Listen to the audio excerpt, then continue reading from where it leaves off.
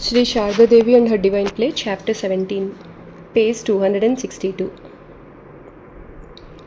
Swami Yogananda.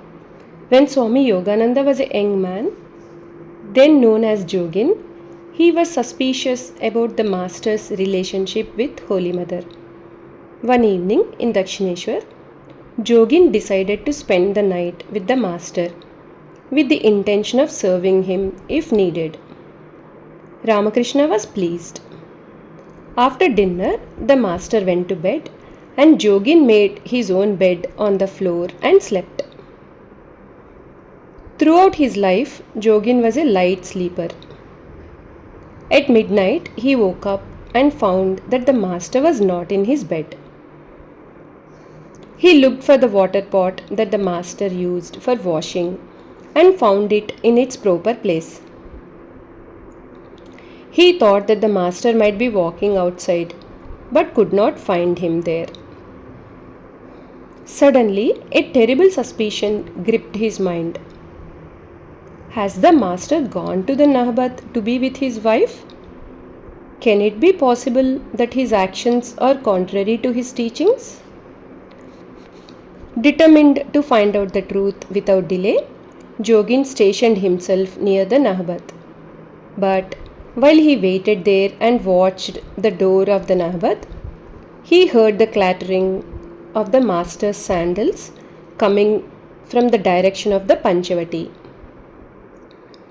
Within a few moments, Ramakrishna appeared in front of Jogin and asked, "Hello, why are you standing here?" Embarrassed, Jogin hung his head in shame for having doubted the Master. He could not utter a single word. The Master understood everything from the expression on his face.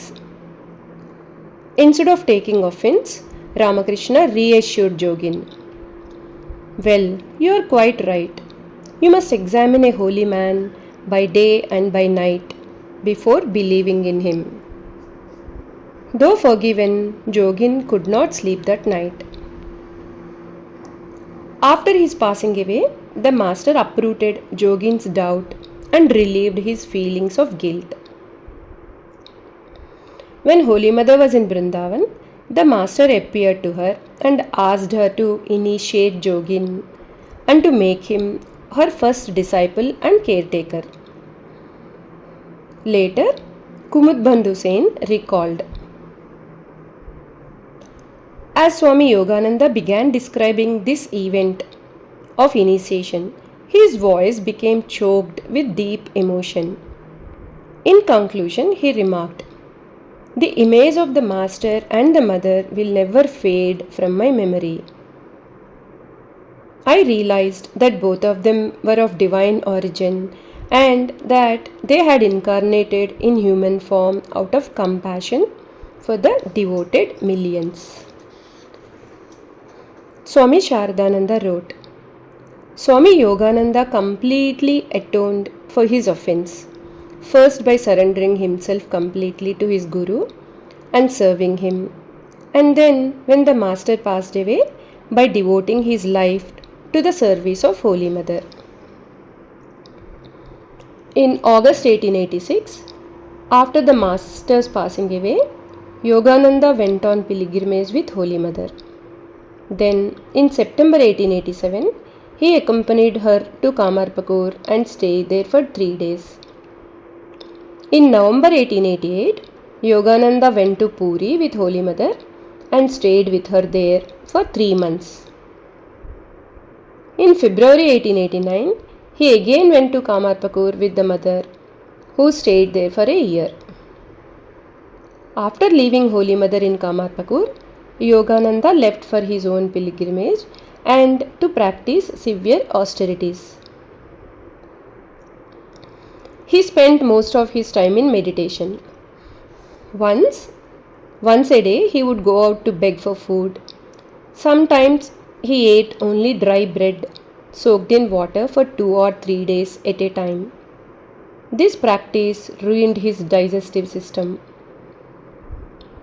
In 1898, when Holy Mother lived at 10 by 2 Bospara Lane, a rented house in Bagh Bazaar, Calcutta, Yogananda and Brahmachari Krishnalal took care of her and ran all her errands. Yogananda posted himself at the entrance as a gatekeeper, receiving gifts for Holy Mother and regulating the devotees' visits. Sister Nivedita described the place in The Master as I Saw Him. It was a strange household, of which I now found myself a part. Downstairs, in one of the guard rooms besides the front door, lived a monk, Yogananda, whose severe austerities from his youth up had brought him to the threshold of death from consumption in the prime of manhood. To his room, I used to go for Bengali lessons. In the kitchen behind worked a disciple, Krishnalal, of his, actually of Holy Mothers, and a Brahmin cook. While to us women folk belonged all above stairs, with roof, terraces, and the sight of the Ganges hard by. Holy Mother later commented, Jogin and Sharat belonged to my inner circle. No one loved me as Jogin did. If anybody gave him money, he would save it, saying, Mother will use it for her pilgrimage.